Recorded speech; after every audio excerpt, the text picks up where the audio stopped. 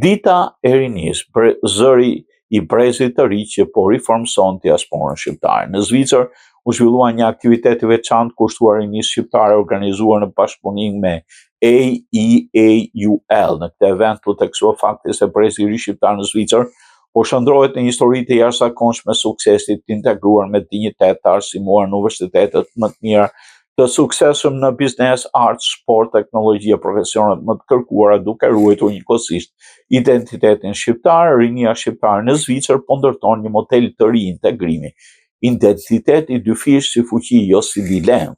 Ata janë organizatorë eventesh kulturore, bartës traditave, krijues të urave mes institucioneve zvicerane dhe atyre shqiptare, si dhe vullnetarë që kontribuojnë pareshtur për komunitetin. Pavarësisht sfidave të rritjes, në një vend tjetër të rinj shqiptar po triumfojnë duke bashkuar dy kultura dhe duke bërë ambasador të vlerave tona.